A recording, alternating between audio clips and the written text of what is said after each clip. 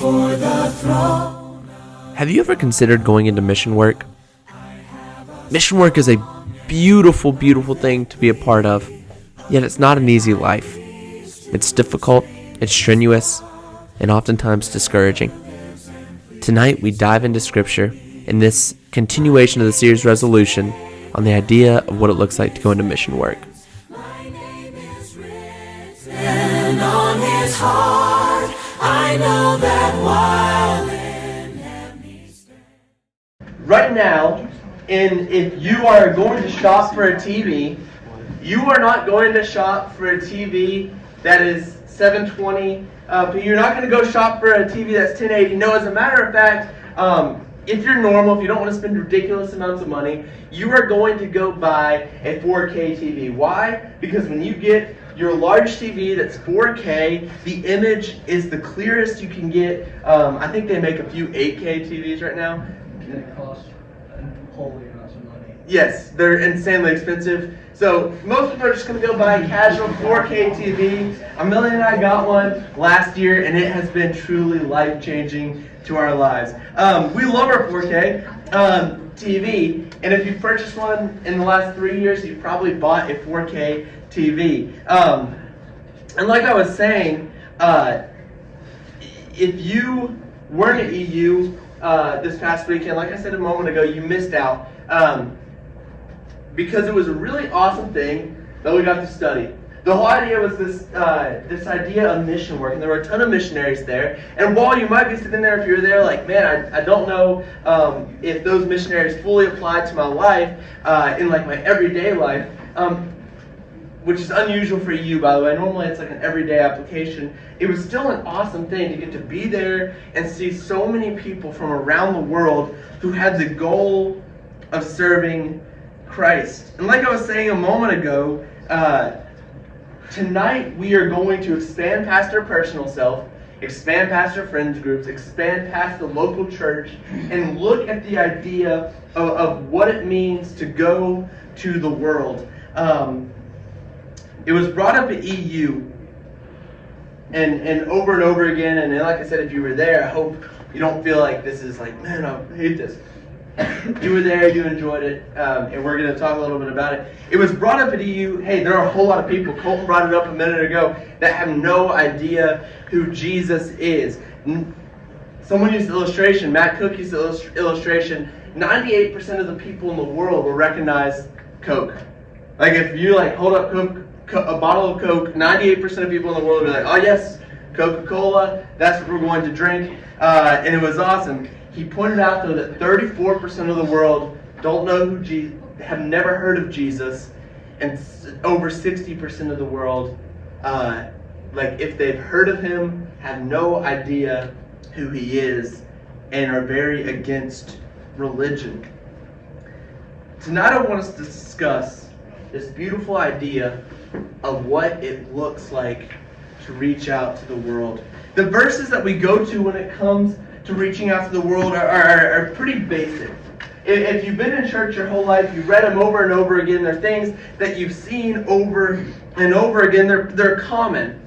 But here's the thing, is I can guarantee that even if you feel like, hey, I've heard these a lot, I've heard these lessons over and over again, I've read the Great Commission 100 times, I can guarantee that I have probably read it, or maybe not read it, you might read it every day, but I can guarantee that I've heard a lesson on it probably more than you have, just based on my age and the fact that I grew up going to church all my life. I then went to a Christian school where it got taught every day. Then I went to college and was an active part of a campus ministry, and now I'm a youth minister. It's not like I'm not getting an abundance of lessons on the Great Commission. But for some reason, I don't know what it is about the passage, every time I read it, not only does it start a fire inside of me, not only does it inspire me, but what I find is like even in preparation for this lesson, it was like, oh, there's something I had really never thought about before personally. And so what I keep on discovering is that it doesn't matter how many times I read the Great Commission, and if you're sitting here like,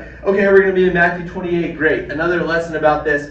Hopefully we can find things, or you can hear something And tonight when we read Matthew chapter 28, that is going to be new for you, that can maybe stand out to you in a different way. So let's go ahead and turn our Bibles to Matthew chapter 28. Matthew 28. We're going to read a few of these verses, just the simple ones, just two. We're not going to get into grave detail tonight. I would love to, but for time's sake, we're not going to be able to. These are some of the final words that Jesus commands. And we're going to get to read, and I said that Jesus commands. These are some of the final words he says on earth before ascending into heaven. Starting in verse 19, which is where we see it, we read, "Go therefore and make disciples of all nations, baptizing them in the name of the Father and of the Son and of the Holy Spirit," which, by the way, notice the grammar in there. It says, "Go therefore and make disciples of all nations." How are we going to do it? By baptizing them. So there it says baptism is the way you're going to make the disciples. Verse 20, "Teaching them to observe all that I have commanded you, and behold, I am with you always, even to the end of the age." And we read this verse, and there's a good chance that you've seen this verse before, and you've read this verse before, and you're like, that's a neat verse. That's a challenging verse for me every single day. And it starts out, Jesus says, "By the way, I have all the power. All the authority that's ever been around has been given to me." Then he's going to start his command with the idea of go. Now, this is probably something you've heard brought up before. It's like when people are doing lessons over this is this idea of like, yes, go to the world. Have you read it? And it says go. Here's the thing that I was sitting here and I was studying for it, and I was like, all right, what is this? Let's dig deeper into this idea. So I pulled up my trusty eSword LT app, which has all the Greek definitions of each word. And so the original language has a few meanings. These are the meanings that Jesus would have been referencing when he was teaching this idea. The original phrasing that Jesus was using meant to traverse, to depart, to take a journey. See, God created this entire planet. Let's be fair, he created a lot more than planet Earth. And what is his commandment to us? The one thing that he says to do is see this whole planet I created. He says, go throughout the world, traverse throughout the world, depart from where you are, take a journey, all these different type of things Jesus is going to bring up in this challenge of go into the world. And if you're anything like I would have been in high school right now, when you hear these words and it's like, ooh, it's saying traverse, depart, and go into the world to journey. If you're anything like me in high school, you're probably thinking two things right now. Maybe you're only thinking one of these, but if I was in your shoes, I would have been thinking two. One of the things I would have been thinking, and maybe you're thinking it right now, is should I go into mission work? Does this say that I should one day go into mission work? Is this what this idea of Jesus is preaching? Matthew chapter 28, is this something that I want to do in my life? And to be fair, down the road, I still wonder if this is something I need to be doing. And like this weekend at EU, and as I was studying for this lesson, my constant mindset was, man, is that a call to me to one day, deep in the future? Because I love all of you, and I don't ever want to leave you guys. But is that something where deep in the future, when I'm old, and you guys are also old, would that be a thing where I would say, maybe I need to go into mission work? The other thing you might be sitting here thinking that I would have been thinking when I was in high school is, you're a moron, I'm a teenager, I can't go anywhere right now. Why are we having a lesson over things that are impossible for me to apply in my life? And I wanted us to have this class for a few reasons tonight, because I want you to have that first thought that I just brought up. That thought of being a missionary. I want you to sit here and think, maybe I should be a missionary one day. Maybe one day I should go out into the rest of the world. And yeah, it's not comfortable. You think about missionaries who are going throughout things in their day-to-day life. Maybe they're in a third world country. Maybe they don't even live in a house. Maybe they're sitting in a place where they're not legally allowed to be teaching about Jesus. Maybe they're the only Christians in a place with like 100 miles till the next church, and they just feel lonely. It's miserable at points, yet it's beautiful. And tonight I want you to try to imagine yourself in mission work. Maybe you've never done that before. Maybe you've never taken the time to sit there, or maybe you even had the thought to sit there and be like, what would I look like in mission work?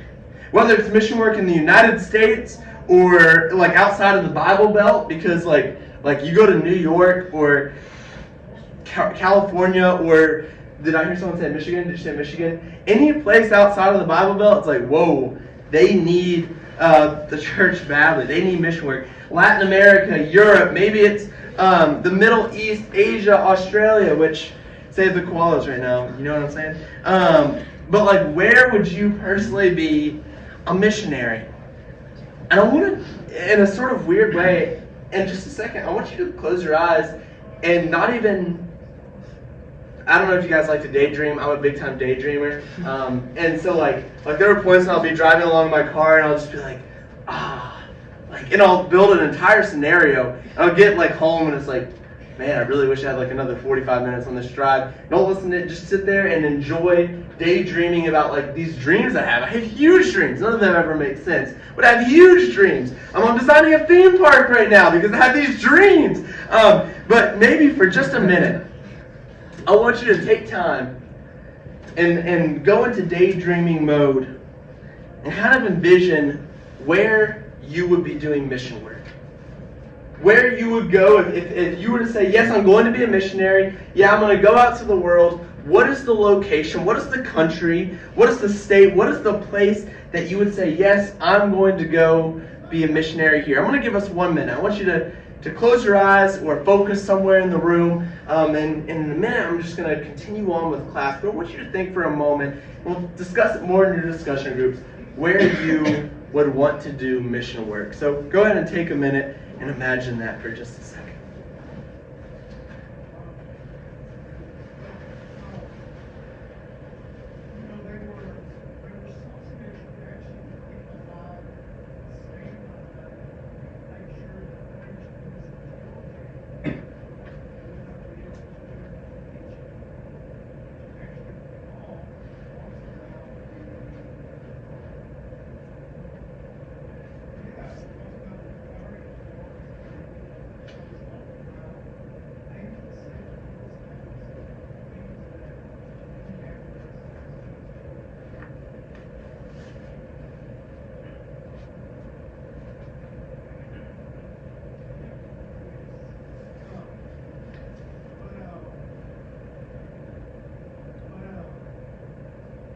I would love to hear what all of you are thinking right now.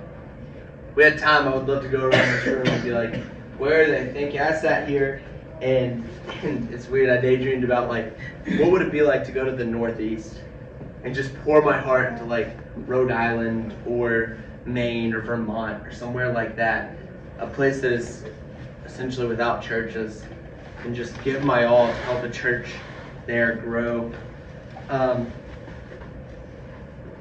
What I don't want you to sit here and feel like, though, is that by me teaching this class right now, by this conversation, I'm not trying to say like, if you want to be a Christian, if you want to follow Jesus, you have to go be a missionary somewhere. But what I am saying is, if you decide like, hey, that's a life I want to follow, there's not a single person who would look at you and be like, that's pathetic. Every single person would look at you and say, wow, that is a beautiful, admirable thing that you are doing, that you're directly following the call of Jesus to go somewhere and teach people about Jesus. Now here's the thing, I don't want you to sit here and be like, okay, well, I'm not going to be a preacher or a preacher's wife, so I'm not going to go do that. Think about this, you don't have to be a preacher or a preacher's wife in order to be a missionary. Being a missionary somewhere could be as simple as saying, okay, that's a place where the church is weak, I'm going to move there and be an active part of a church that's trying to grow, and everywhere I go, I'm just going with the mission of being an evangelist. People don't know me there. I don't have any close relationships there yet, but my goal is to go there, and all my relationships I build, the people I know are going to be with the goal of saving souls. One of these days in your life, when you're older and out of college, how seriously will we take this challenge of Jesus? Now here's the thing. Right now that's a challenge for down the road. I think it's almost an irrelevant topic if we don't sit here and discuss the other thought that I would have had in high school that you probably had as we are having this class of, okay, I'm in high school, I can't go anywhere right now, I'm still living with my parents. What I want us to do is I want us to go back and look at the definition of the Greek word to go. So it was to traverse, to depart, right here, right? So to traverse, to depart, to take a journey. Now, traverse means to travel across or through. Depart means to leave, especially to start a journey. So it kind of goes together. So how do these two words apply to right now? When you're sitting in school day to day, when you're living the life of a high schooler student. Now, what I want to do, and like I said, you're going to get more time for this in your discussion groups in just a minute. And what I'm about to go through is going to sound like cheesy and cliche, but I want you to bear with me because I think it can apply to us in a way that we can grow and just think about our lives hopefully in a different way. But when is the last time you traversed the lunchroom to someone who was sitting there by themselves or sitting there with another person and they're just like those who aren't super included in things? Someone you knew had no idea about Jesus, you knew really was clueless on who Jesus was, or you knew they were struggling spiritually. You knew they were someone who, even if they knew who Jesus was, they were not in a place they needed to be spiritually. When's the last time you traversed or traveled across a social class? Like if you're sitting there and you're like, hey, I'm the cool kid or I'm the nerd, and there's things in between. But you were like, you know what? There's someone who needs Jesus, and I'm going to go step across that social line that seems so socially normal and reach out to that person who you know needs Jesus. When was the last time you departed? Remember that word departed? That was included. Your comfort zone for Jesus. When was the last time you departed everything you had ever known with friend groups or family members to stand up for Jesus in a situation? Here's the thing, as we can sit here and discuss mission work all day long and discuss this idea of go, go, go, but mission work is right here. It's all over the globe. It's everywhere. Mission work is an active part of who we should be every single day of our lives. And so when we sit here and have this conversation of, yes, I'm going to be a missionary one day, or no, I'm not going to be a missionary one day, are you kidding me? That's an insane commitment. It's not necessarily that. It's what are you doing right now as a high schooler or a middle schooler in Columbia, Tennessee, in the United States of America, to follow this commandment of Jesus to go into all the world. Because yeah, we can talk about the local church, and I'm excited to talk about how the local church is going to grow, but we can sit here and talk about the local church and how we can be a better local church. But in reality, what are we doing to reach outside to the people who aren't Christians?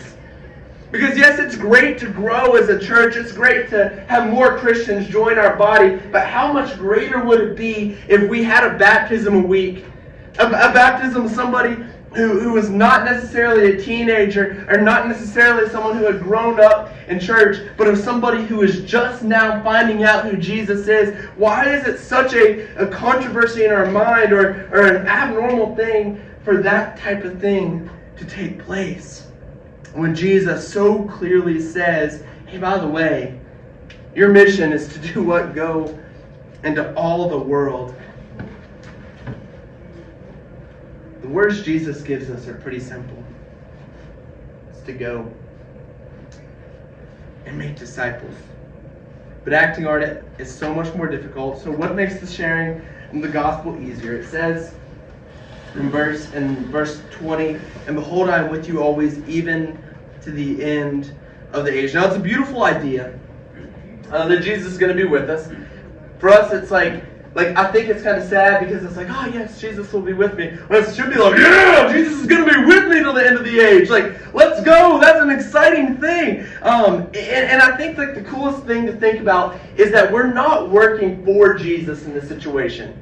Because a lot of times we can maybe fall guilty to be like, yeah, I'm going to go work for Jesus today, and I'm going to do this for him. And in reality, it's this idea of working alongside or with Jesus, right? That's what it says. Behold, I am with you always. You are together, yourself and Jesus. In 1 Corinthians chapter 3 and verse 9, Paul points out like, hey, we are God's fellow workers. Not, hey, I'm going to work for God. We're his fellow workers. It's a side-by-side thing. When Jesus says, I'm going to be with you, he gives us a lot of things. He gives us protection because we're never out of his sight or supervision. He gives us power because we fulfill this great command when we work in his name. He gives us peace because it always reminds us that the church belongs to Jesus. It's his church and his work. How then can we worry? And it made me think, in like talking about the church belonging to him, and until our study last week, I had never really thought about this. If you remember our study, and if you don't remember it, go check out the podcast. I sent it out earlier today.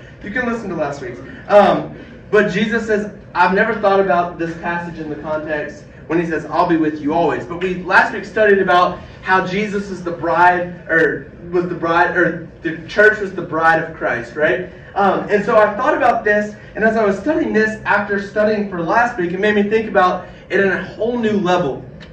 Because I don't know how many weddings you've been to, but I don't know if during the wedding vows, the people stand there and they're going through their vows, and it's always like I will be with you forever, and we're never going to depart. That, the whole spiel that you go through in your wedding vows. It's mentioned that they're going to stay together forever, and that's a part of the vow. The church is the bride of Christ. If we, as the members of the church, make that commitment to Jesus, and we say, yes, I'm a member of the church, therefore we are a part of the bride of Christ, and in a marriage, the husband and wife say, yeah, we're going to stay together forever. At what point do we realize that the church and Jesus are forever together? And then when you sit there and you say, yes, I'm a part of the church, what's going to help you have Jesus by your side forever? Now, I'm not saying that Jesus isn't going to be actively working in your day-to-day life. What I'm saying is that where do you go? How do you have Jesus walk alongside you every day? You let the church be there beside you. You let them be there and be your constant and your strength. And then your missions will grow strong. The theme verse from EU this year is the one I want us to go to now to finish up this part of class tonight, because I think if you weren't there, you need to hear it. And it's a common verse as well. Matthew chapter 9. Matthew chapter 9, we're going to flip over there. But I think there's a challenge that if you were at EU, there was a challenge that wasn't brought up that I think I want to bring up tonight before we, just for a brief moment. We're not going to have a lot of time in our small groups, but I'm excited for them tonight. Matthew chapter 9, starting in verse 35. We're going to read it. And Jesus went throughout all the cities and villages, teaching their synagogues and proclaiming the gospel of the kingdom and healing every disease and every affliction. When he saw the crowds, he had compassion for them because they were harassed and helpless like sheep without a shepherd. Then he said to his disciples, the harvest is plentiful, but the laborers are few. Therefore pray earnestly to the Lord for the harvest to send out laborers into his harvest. And I want to ask you this question. When we read those verses, what comes across your heart? Is the thing that comes across your heart, is it like, ooh, I don't love that? Like the church needs laborers, that's unfortunate, I don't want to be one? Or does it spark a flame inside of you? Because what you should be hearing when we read this passage, it is not like a, great, someone needs to go harvest and the farm, what's it say? The labor. Someone needs to go be a laborer. What we should be hearing is like, whoa, Jesus makes a great point here. There are not very many people who are like reaching out to the world around me. You know what I need to do? I need to go be a laborer. I need to be somebody who's constantly reaching out. I need to be somebody who's ready to go on the mission. I need to be a worker for the kingdom. I need to be side by side with Jesus every single day, because that will help everyone who is a part of the harvest to be saved. Tonight, what is your desire? Because I know that there's some of us in this room that are going to read this verse, and our desire is not to be a laborer. Our desire is to get through it, to sit back, relax, and enjoy the fruits of the labor of other people. but we don't necessarily have a desire. We don't get jacked up to say, you know what, I'm ready to be a laborer for the Lord. And I'm not often going to sit here and be negative. I'm not often going to sit here and like call people out. But if you're sitting here right now and you're like, yeah, I have no real excitement to like spread the message, you're probably in a dangerous place spiritually. If you're someone who cares about growing spiritually in your life, and you're sitting there thinking like, ooh, that's me right now, this is a challenge that you need to take to heart to hopefully have a change of heart. And what Colton mentioned that stood out to him from EU, I think is the strongest way we can end tonight, because souls are being lost every day because of a lack of contact with the blood of Christ. Boom, baby. What are we going to do to prevent this from happening? What are we going to do to make sure that someday when that friend that you hang out with at lunch is 75 and they pass away, their soul is going to be in heaven? What type of example are we setting for the ones who are younger than us, that when they get to your age, they're not going to get to high school and be like, yeah, the last thing I want to be involved in is worship? What are you doing to prevent souls from dying, either now or 80 years down the road or 50 years down the road, whatever it might be, from dying without the contact, the blood of Christ?